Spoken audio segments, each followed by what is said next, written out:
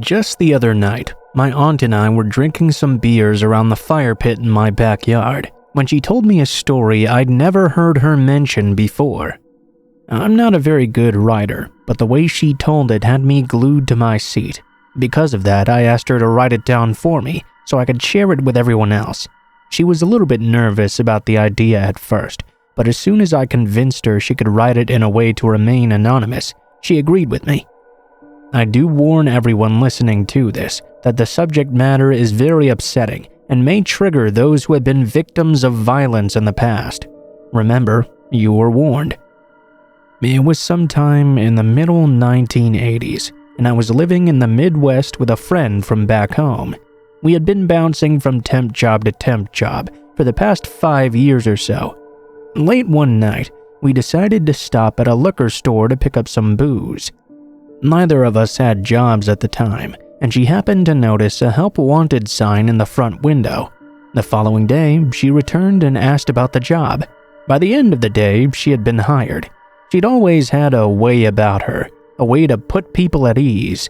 It was the greatest character trait she had.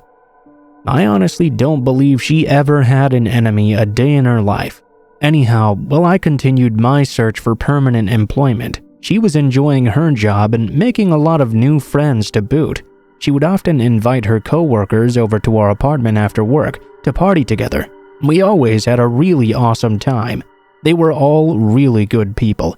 I even dated one of the guys she worked with, but it didn't work out due to extraneous circumstances. Then, just as life was starting to get good for us all, a terrible crime occurred, and I would lose my best friend forever. The night the murders happened, my roommate was doing her closing duties. Most of the staff had met up at the store to head over to our place together. Sometime just before she locked the doors, 2 guys came in and walked around the store. She waited for several minutes at the register before reminding them the store was closing. This was when the men pulled out their guns. One herded the staff together into the walk-in cooler, while the other locked the door and switched off the sign. Once they were back together, the leader, the guy who led everyone into the cooler, assured them no one would be harmed as long as someone opened the safe for them. They'd simply take the money and leave. No one spoke until the doorman whipped one of the girls across the head with his pistol. My roommate quickly told them that the only person who had the key to the safe was the day manager, and he wasn't there. This wasn't true, of course. He was at the back of the group comforting his girlfriend that had just been hit. Still, no one to this day understands why she lied. She often said that if she was robbed, she wasn't about to die for somebody else's money. The 2 robbers were beginning to get irritated, so my roommate mentioned that the money was still in the register. It was only around $30, but at least it was something. The 2 men ignored her, but the door guy walked out of the cooler and came back a few minutes later. They walked away a couple of steps and talked together in private. About what, no one can say. When they returned to the group, the leader was visibly angrier. He repeated what he'd said earlier, but this time no one said anything back. That's where it all went to crap. The leader's frustration boiled over. He took one step toward the group and kicked the young man in front of him. Then he opened fire on the entire group. For a solid minute, he and his accomplice emptied their guns into the victims. The only survivor, who just happened to be the day manager, said he'd been shot at least 4 times before they moved on to the next person. Even though he had tried to cover his girlfriend with his body, she was still hit multiple times herself. He lost consciousness soon after the shots stopped, so no one knows exactly when the shooters left. What is known for sure is that 5 innocent people lost their lives for $32.53. It was almost 9 hours before they were found. By then, anyone who could have been saved except the one had already died. His stay in the hospital lasted 2 weeks, and the month after that was spent in physical therapy, learning how to use his arms again. The last time I spoke with him was sometime in 1997. He was still seeing a psychologist twice a month. As far as I understand it, only one of the shooters was ever arrested, the door guy, and that was for a different crime. He was connected to the murders while serving time in prison. He eventually did cop to it, but would never give up who his partner was. He would only say they had been killed while committing another robbery. Nobody still involved in the case believed him, but until they find a clue connecting them to a name, the case is at a standstill. If you ask me who was the most affected by the killings, I would probably say it was that day manager, Ben. Not only had my roommate lied to protect him, his attempt to save the girl he loved failed, and he spent all night lying next to her, while she and 4 of his other friends slowly bled to death. I'd say in comparison, I got off easy. Don't get me wrong, many of those people were my friends too. One of them the best friend I've ever had, and not a week goes by that I don't think about them all.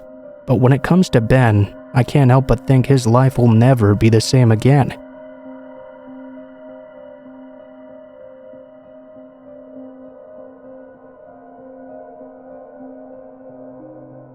Until last week, I worked a dead-end job at a gas station across town.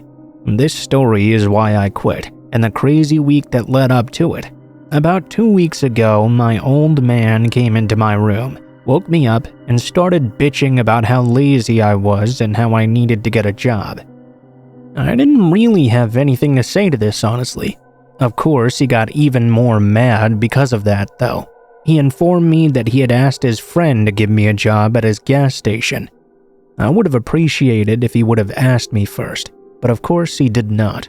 My first shift also started in a few hours. Wow, what an asshole. So, after a super quick shower, I shot off to begin my first surprise day of work. I could tell the job was going to suck immediately. My dad's friend was a douche, and most of the other employees were too. One girl even thought she was Nicki Minaj or something. The whole time she was working, she was rapping or singing random R&B songs. For some reason, the king douche put her with me for every single shift, and I had to listen to this crap all the time. On the rare occasion she wasn't singing or rapping constantly, she would only talk about her baby daddy. As you can imagine, most of the time I was working, I wanted to eat a box full of Tide Pods and chase it with a jug of bleach. If you thought it couldn't get any worse though, you're wrong. When the owner wasn't around, her friends hung out at the store and did so for hours. I don't mean just 2 or 3 people either. I mean upwards of 20 or more. They would all park their cars right in front of the store where customers should have been able to park, and play their stereos at astronomical levels. The bass was so bad it would even shake the windows sometimes. It was my perfect idea of a living hell. At some point, it even got to the point where I was having nightmares I was trapped in a gangsta rap video, and just like a gangsta rap video, a gunfight broke out at the store while we were working just 2 nights ago. One of my co-workers' friends had a beef with a gang member in another neighborhood, I guess. This beef had of course started as something relatively tame, but quickly escalated to extreme violence. My co-worker's friend got into a fight with the gang member's cousin and must have messed him up pretty bad because the gang member's cousin ended up in the hospital for several days. Because of this, they swore revenge and that he was going to fill that guy with holes. A normal person would have laid low for a while if someone told him a gangster was now gunning for him, but none of my co-worker's friends could be called anything near normal. So, of course, they continued acting as if nothing was wrong until the gang member spotted him loafing around and drinking booze in our parking lot. The shooting part of the nightmare didn't last long, but by the time it was through, 2 of my co-workers' friends were immediately dead, and 3 other innocent bystanders were injured as well. The guy who was the intended target of the attack got away completely unscathed. 2 of her female friends were amongst the people killed. I even saw one of the girls begging the paramedics not to let her die as they rushed her away. The 3 bystanders injured had absolutely nothing to do with the foolishness at all. Lucky for them, they got off with minor injuries. The worst of the 3 just happening to be myself. I received a graze to my knee and a direct hit to my shin as well. Holy hell, did that fucking hurt. My first call upon waking up today was to the store manager to let him know I was quitting immediately. He sounded like he had been expecting it, honestly. As far as I know, cut-rate Nicki Minaj was still working there, despite the fact her presence caused this entire thing to begin with. The shooting wasn't the whole reason I quit. The king douche not offering to pay my medical bills at all was the biggest reason. My dad didn't even say anything about this, even though the guy was supposed to be his friend. I haven't told him yet, but I'm sure his friend will call him sometime today and tell him. I don't give a flip if he gets mad at me for quitting or not. That job could never pay enough to make it worth getting shot, let alone twice. I'd rather work in the sewers than put up with all that crap I've had to deal with for the past 2 weeks. If that job means so much to him, he can go work there himself with his tightwad buddy and dollar store Nicki Minaj while they all wait to get shot. I've had enough of that. No more for me.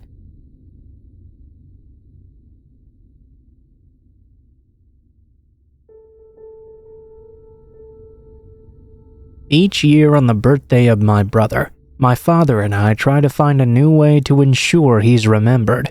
With Dad being out of the country this year, I had to celebrate his memory on my own.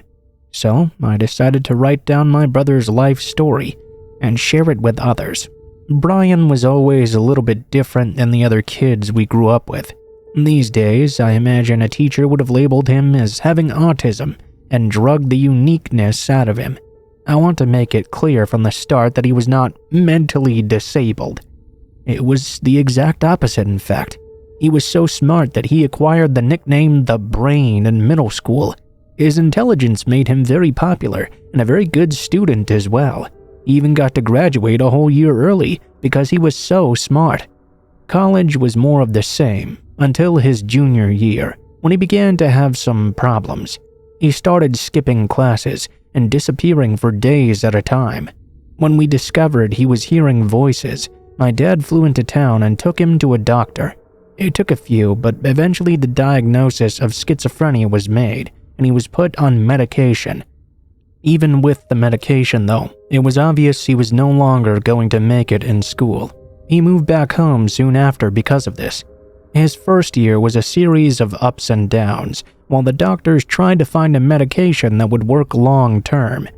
He'd start a drug, do well for a few weeks, and then go back to disappearing.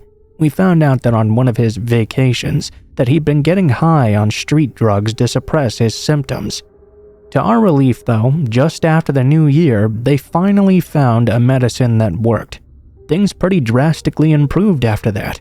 A program was started that was partnered with the county to help those with mental illnesses find employment. Brian signed up for it right away, and a month later he got a job at a convenience store just down the street. This proved to be a blessing and a curse as well. Now that he was doing well and working, his life was getting back on track after 2 long years of hell.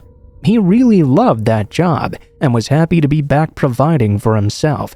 We were all finally able to move forward and live a semblance of a normal life. That's the way it stayed for the next 2.5 years.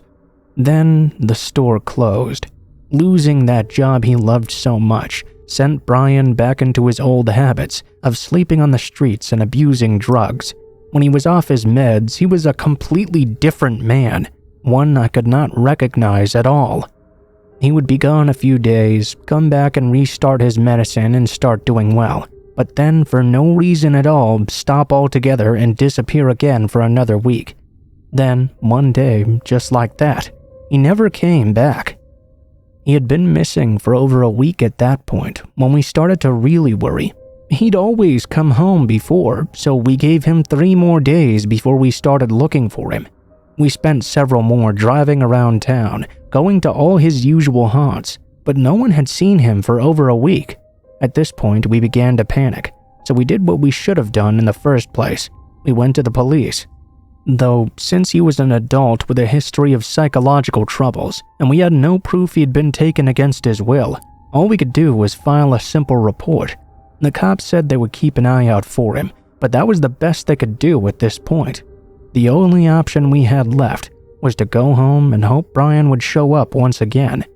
Longer and longer time went by though, and the more worried I became. Dad didn't indicate anything about the understandable level of concern. At least, he didn't show it. Mom was the worst though. She said more than once she had a really bad feeling and she couldn't handle it well at all. Every day he stayed gone made me more anxious. Regardless of how I felt inside, though, I kept my feelings to myself and maintained a mask of optimism. After a year of no word, I determined that ever hearing from him again was completely up to him. I had no control over his life, and letting the possibilities eat me up from the inside was getting me nowhere. When he did come back, we would all welcome him with open arms. We did the best we could to get on with living. Dad and I managed to pull it off relatively well, but Mom didn't. The doctors eventually discovered a cancer in her breast after Brian had been gone about 5 years. I believe the stress of worrying about him 24 hours a day fed into this, and perhaps even caused it in the first place. Combined with her total disregard for treatment, no matter how much we begged, she was gone in less than 6 months. Now, it was just my dad and I. We were forced to pick up the pieces and move on again, or let it kill us too. Life carried on and nothing really changed. That was until 2 years later, when we finally received the call we'd been waiting for. But the news was not what we had expected. Earlier in the month, a family had purchased that old convenience store. They had hired a cleaning company to go into the place and clean up the mess left after almost 8 years of sitting closed. One morning, the crew was in the storage room, picking up the leftovers of a ceiling collapse, when they made a terrible discovery. The body of what was believed to be a man was buried under the pile of ceiling tiles and insulation. The police had no idea who it could be. There were no marks on the body visible to indicate the cause of death. Ultimately, at the end of a 3-week investigation, including autopsy and DNA tests, it was determined that body in the back room was Brian. They never arrived at a concrete answer of how he'd died, but drug paraphernalia was found near him. The strongest theory was overdose, but they didn't find any marks on him or anything like that. Whether on purpose or not, it'll never be known. So, there we were. Over 7 years after we lost him, Dad and I were burying him next to Mom in the family plot. That day was a hard one, but knowing where Brian was after all this time took away a bit of the sting. We only wish Mom had survived to see it. It turned out she had been right all along. Brian had been dead the entire time, just a few blocks down the road, in the one place he had left that gave him joy and helped him to feel normal again. Knowing that made me smile in a strange way. I look forward to this day every year, an opportunity to remember him and his far too short life. It's one of the few things left that makes me smile. Hopefully, Dad will be back from his work next year, and we can celebrate together again. It may be my last chance to do so. The disease that took my mom apparently picked me to be its next victim. If Dad's still working and I've moved on next year, do me a favor and share this story again. Brian was a beautiful man, and despite his troubles, he was loved by all those he met, and at the least he should always be remembered for that.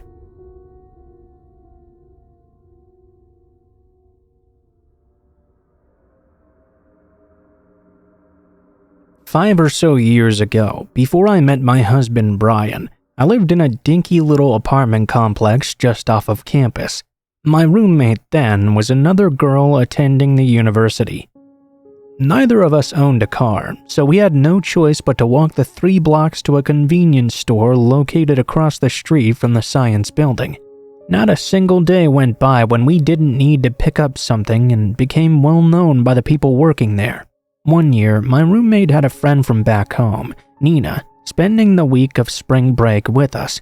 She seemed cool enough, but she sometimes came across as abrasive to people she didn't know. Kinda had a big mouth, I guess.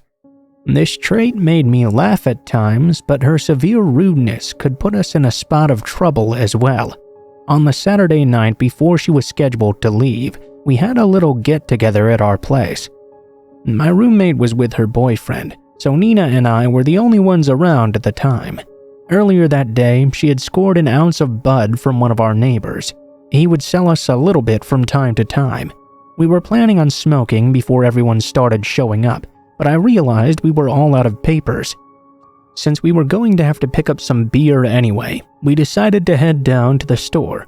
We loaded up on plenty of drinks and snacks when we got there, and then headed back to the apartment. As we walked across the parking lot, though, we noticed some guys hanging out on the side of the building. They did yell some crude words at us, but that wasn't anything out of the norm. On occasion, when I went out to the store at night, there were always a couple of dudes hanging around.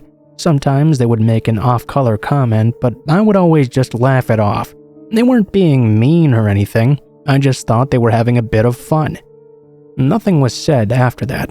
I'd walk on home and get no further problems from them. That night, though, I was with Nina, and she was not familiar with this little game being played. So, when the guys made their usual comments, she snapped off on them. "Fuck off, you bastards! Go to hell!" That reply did not go down well with them. They acted in a way I'd never seen before. They started calling us whores and stupid sluts. It may have ended there, but when Nina heard their reaction, she gave them the finger. It quickly escalated after that.